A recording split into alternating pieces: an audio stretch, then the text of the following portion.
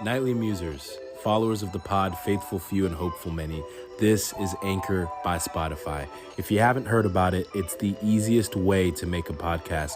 It's the very platform that allows me to give you what I give you on the nightly. So let me explain. Anchor has tools that allow you to record and edit your podcast right from your phone or computer. And it gives you the ability to distribute your podcast on listening platforms like Spotify, Apple Podcasts, and so much more. It's everything you need to make a podcast in one place. And best of all, Anchor is totally FREE free. So here's where you come in. Download the Anchor app or go to anchor.fm to get started. That is ANCHOR.fm to get started. Thank you very much. Peace. Welcome to the Nightly Muse podcast. This is your host, Tinayeshe, TK, my Nika, my guy. I just said my guy about Oh, that was funny. Shout out Lowfly. In light of all the things that I've said, as it pertained to faith, one of the things that I wanted to talk about, and I guess my hook for this will be a moment that I shared with friends in my community group. The icebreaker was if you had 24 hours to live and you stumbled across, like, somebody gave you unlimited, it was a gift card, one of those little debit card, whatever, you got access to an unlimited amount of funds and you had 24 hours to live starting like the next day. What would you do? Where would you go? Who would you spend it with? And I remember I said I would travel to, all these places. Because at this time we've figured out all the things that we needed to figure out. We've taken our favorite people with us. We've taken, if it's our family or whatever. Like I said, I wanted to go to, I think it was like Malta or something. There's some like place in Europe that used to be just, it was a beautiful spot that wasn't a tourist joint, and then people discovered it, and now it's become a tourist joint and it's not as fun anymore. But I want to say it was Malta or something like that. But anyway, go to my bucket list joints, all my favorite places, and all the places that I've wanted to travel to. And I would end the night at Windy Gap. And it might have been that I just said I would go to Windy Gap. Windy Gap, it's a campsite, Young Life campground area. Our school went there every year from 6th grade to 12th grade. And we didn't do it through Young Life, but we went there every year, and it was amazing. And I remember my senior year, I got to be a counselor for the middle schoolers. So I got to be there the entire week. Seniors get to go a day early. And so it was like Sunday to Friday, I got to be a camp counselor for the middle schoolers. And 6 days basically, or what is that? Yeah, Sunday, Monday, Tuesday, Wednesday, Thursday, Friday. 6 days of just joy. And I remember specifically when I was there for the high school part, my part, I like woke up early, like 6 a.m., like wake up like sunrise type. And I would just enjoy, like I'd be up the whole day. And I just wanted to soak it in, because in my mind, I didn't know if I was ever going to be able to come back there, to go back there. And I ended up helping out there later, and I guess I was still in college, but I helped out my friend who was working there for a Young Life camp, and I was helping out leading worship, and it was really fun. But I soaked in every bit of that experience. I got to see a shooting star for the first time on the wiffle ball. My goodness, weird word. Wiffle ball courts, up like by the hill. And I saw a shooting star for the first time. I think I was with was it Rachel and some other friends? And it was amazing. And I remember I was saying at my community group that I would go there and I would just spend the day there.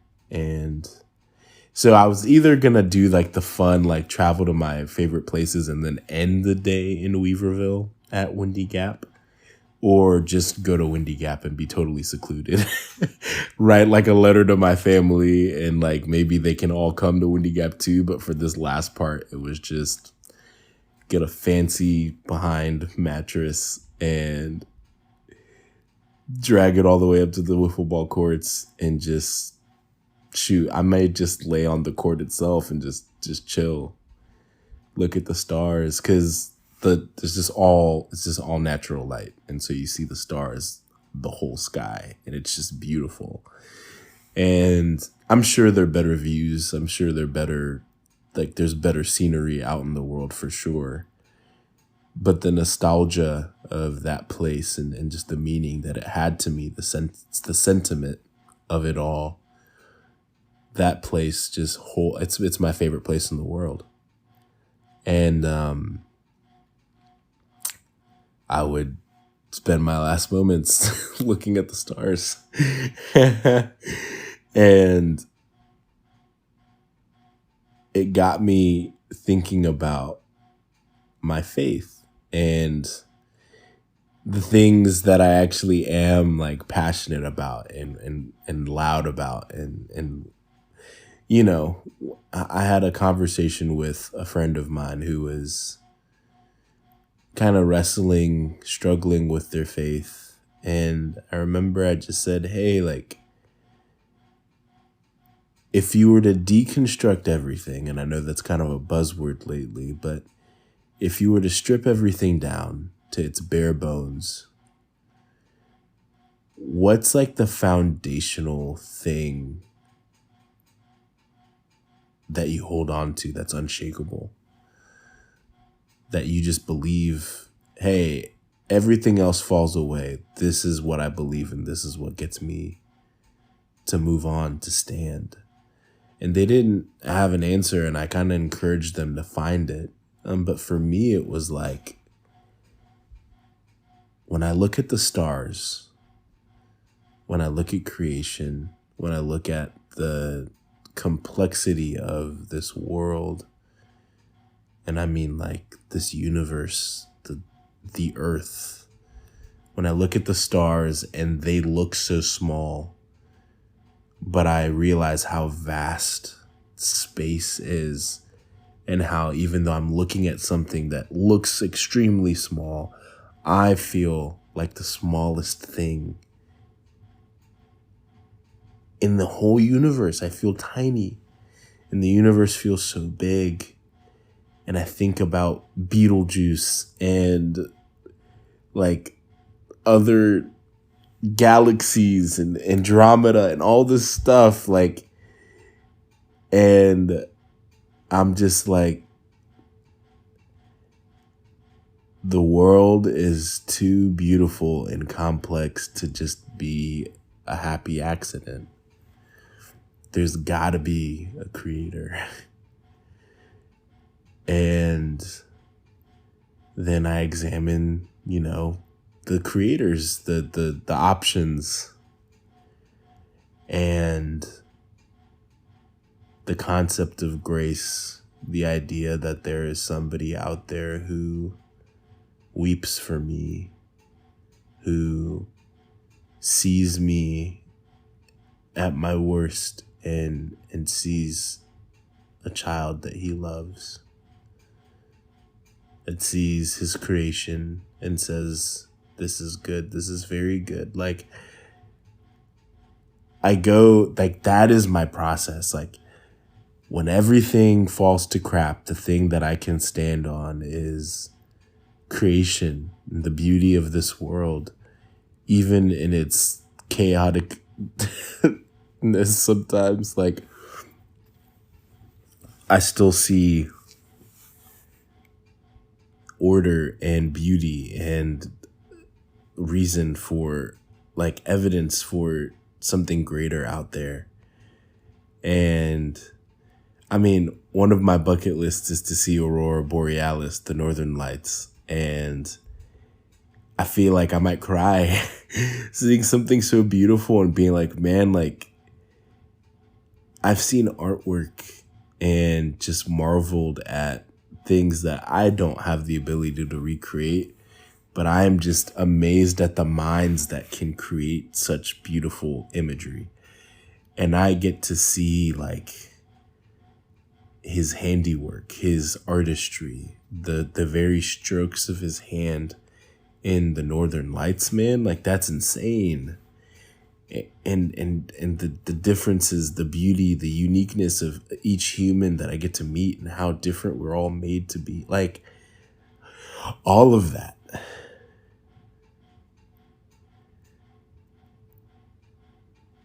And I just, that's like that's my lighthouse in the middle of in the ocean, you know, I guess it's not the middle of the ocean, but you know what I mean? Like, that's the thing that gets me to shore. That's the thing that when I feel far away, I look to that and I remember, oh yeah, this is what I believe. And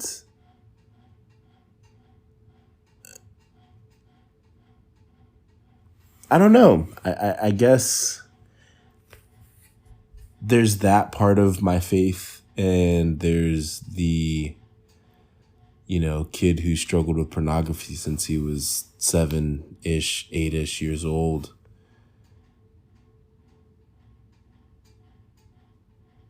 I've struggled with insecurity and shame.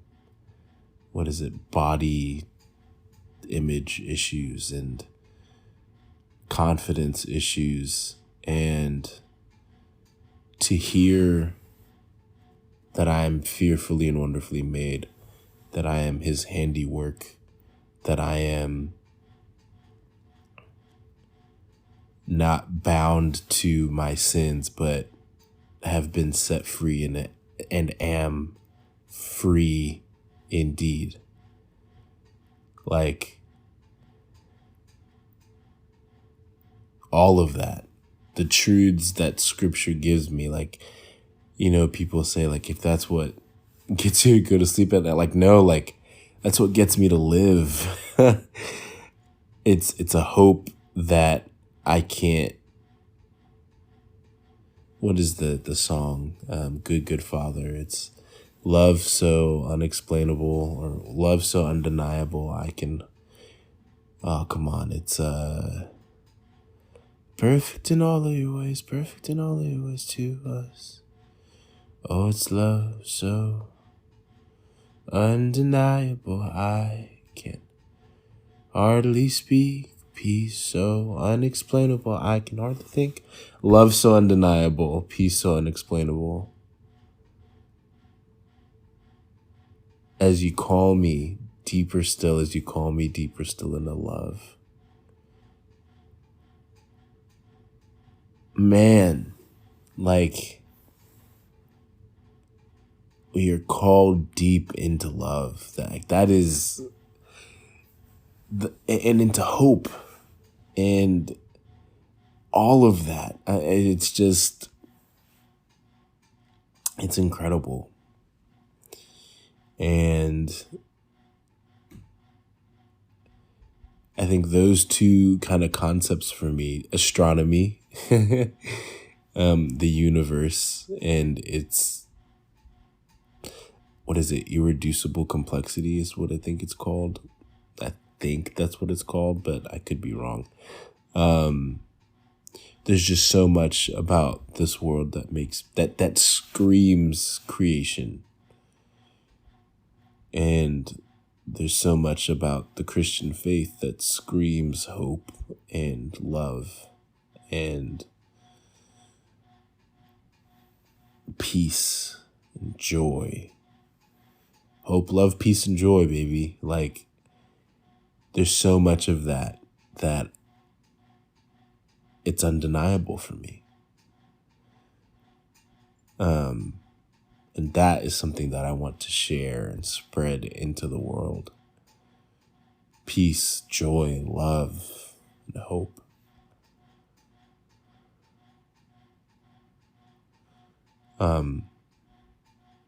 So that's just me waxing poetic about faith, I guess. I hope that was enjoyable for you, and I would encourage you, if you're out there,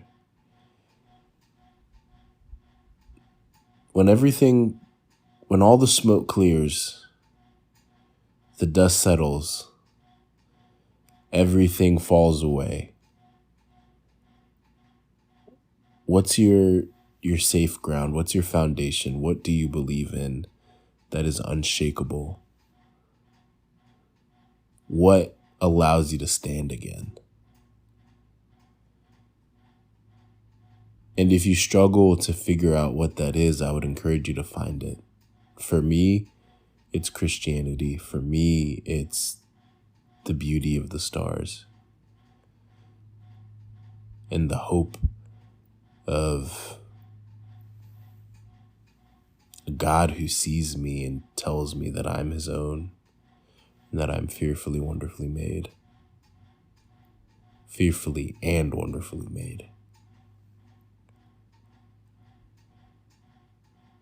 Like, that is my thing. That's my safe ground. That is my firm foundation that allows me to stand. And I hope that in this journey you find yours. And hopefully it's what I believe in, because I believe that it's true. But find it. Search for it. I believe you will find what you're looking for. So shout out Low Fly. Thank you for being a part of this for me. And to all of my listeners, peace.